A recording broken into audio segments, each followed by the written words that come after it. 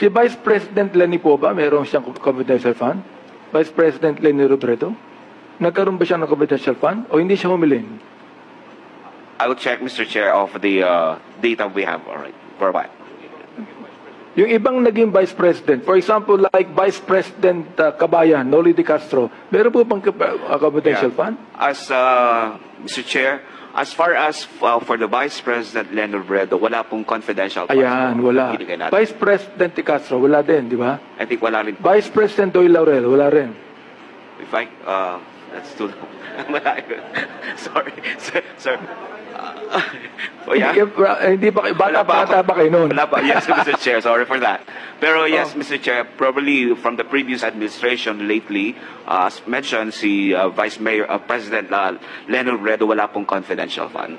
Teka lang, pero pa akong tanong sandali ha? So therefore, Mr. Chair, it is not a normal procedure for the Vice President to have confidential funds because the previous Vice Presidents did not ask for any confidential fund, Mr. Chair. That is what I'm trying to say. So therefore, this is just a request from the Vice President.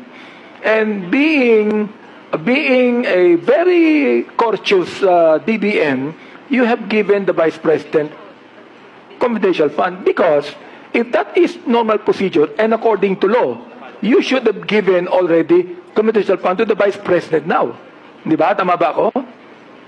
Yes, Mr. Chair, you're right. Ayun. O gusto ko lang po malaman, Mr. Chair, ng taong bayan natin na hindi po normal procedure na magkaroon ng confidential fund ang Vice President sapagkat yung mga previous na Vice President ay hindi po nagkaroon ng confidential. Ito po yung kahilingan lamang. Kaya ang tanong natin dito, bakit kinakailangan magkaroon ng confidential fund ang Vice Presidente? Tulad po ng tanong ni Congressman Marcoleta, wala na po siya rito.